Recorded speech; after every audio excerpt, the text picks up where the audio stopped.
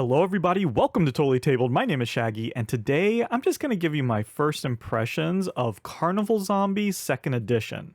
I've done a complete playthrough, in fact it's playing in the background right now.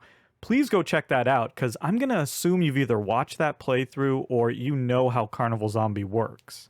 Now I really want to emphasize that these are my first impressions, because this is a big game with a load of content, and I haven't touched hardly any of it.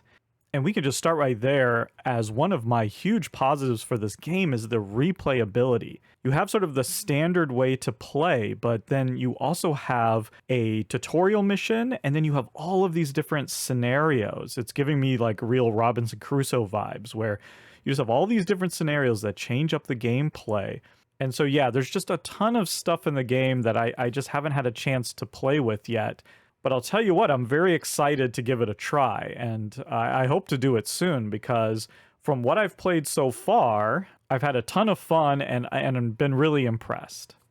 You're always playing with 6 characters, and so, you just sort of split them amongst the players.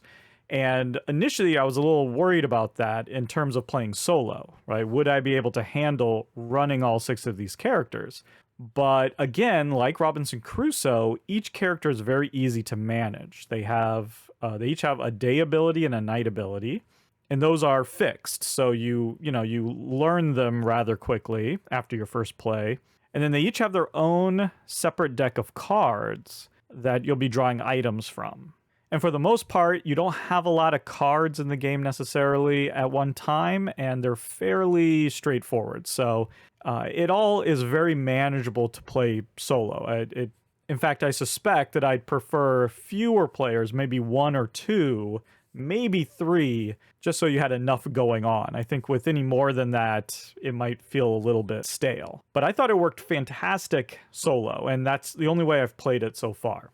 Now, this is basically a cooperative tower defense style game. It gives me a little bit of a feel of Ghost Stories. Now, I want to be careful when I'm comparing the game to Ghost Stories, because Ghost Stories is a much more deep and strategic game, despite all the luck and the dice rolling, stuff like that.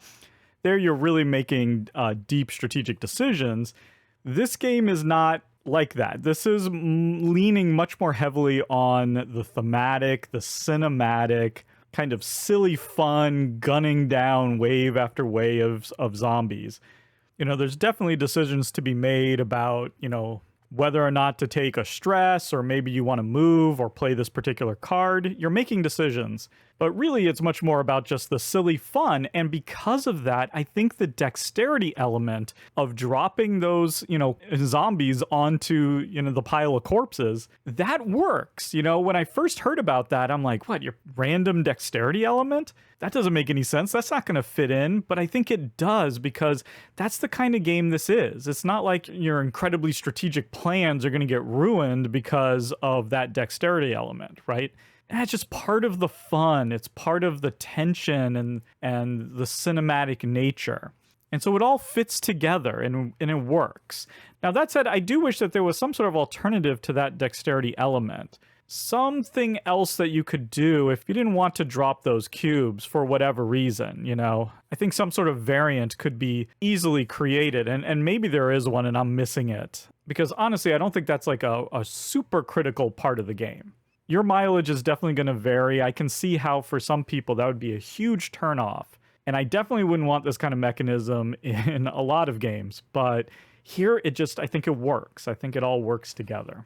I also want to say that the production here is fantastic. I love just the look and feel of everything. The art is beautiful.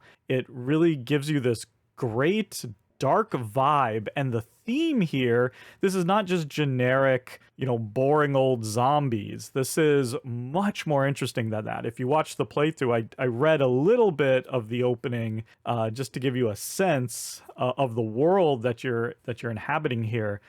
It's fascinating. The lore is really interesting and distinctive, and the artwork really works great to put you in that place. It's another thing that reminds me of Ghost Stories, where the artwork is really doing a lot of work to bring me in, to get me excited about the theme.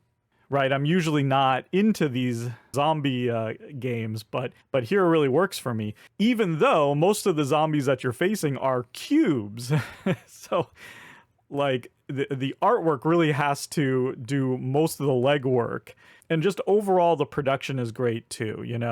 My game came with both minis and standees, so I don't know if there's sort of a retail or a cheaper edition that only has the standees in it. But mine came with both, and honestly, the standees were great. The minis are really nice too. I would be happy with just the standees because you get to look at that really cool art.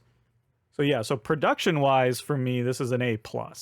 The one little hiccup is the rulebook. The rulebook is a little bit of a bear. Now, don't get me wrong, this isn't the worst rulebook I've ever read. Far from it. But there are a few problems that make it really hard to learn the game from the rulebook, at least in my experience. The rulebook introduces a lot of ambiguities.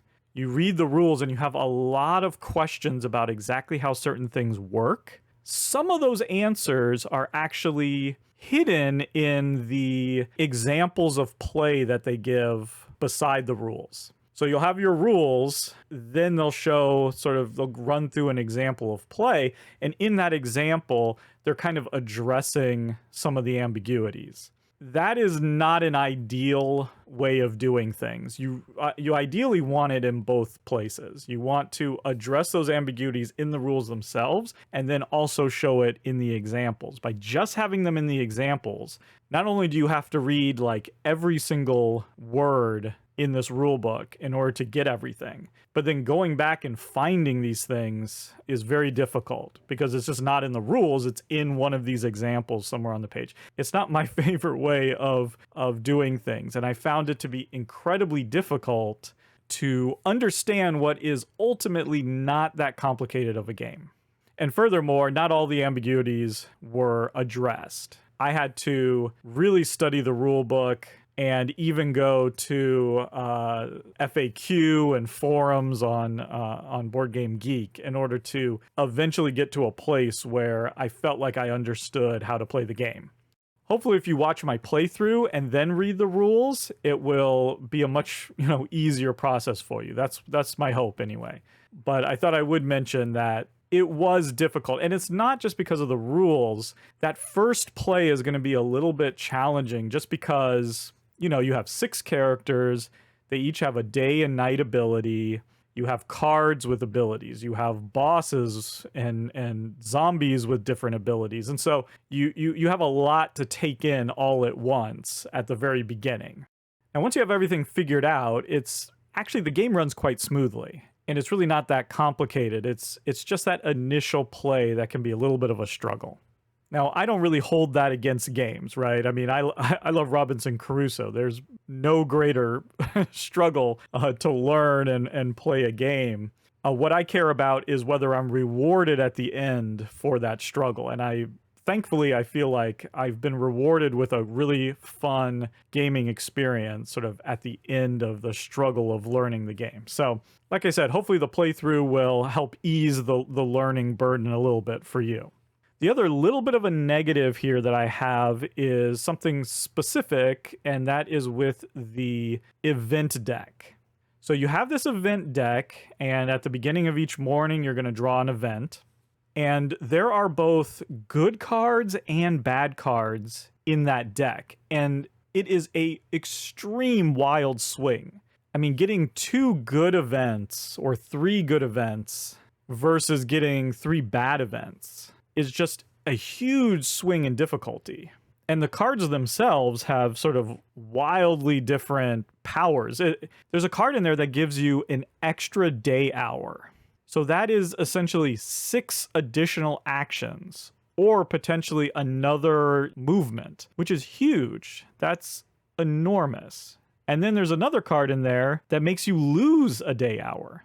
So you're now losing a potential movement or losing 6 actions. That is an enormous swing. I mean, in my playthrough, I would have lost if I had gotten that bad event. I just wouldn't have been able to move far enough to even get to the place to call the boat. So I just don't know how I feel about the events being that wild and how much that affects the difficulty. What I would have liked to seen is maybe that the good and the bad cards be split up. Maybe on easy difficulty, you draw 2 good and a bad, and then on harder difficulty, you draw like a good the first day and then 2 bad, something like that, just to kind of smooth that out a little bit between plays. Otherwise, I really like what they did with the card system there, where anytime you need to do something random, you got to place something random or something happens in a random area or to a random character, all you got to do is draw one of those nightmare cards and boom, it has, it just shows it right there. That's a really streamlined, easy, nice way of doing randomness.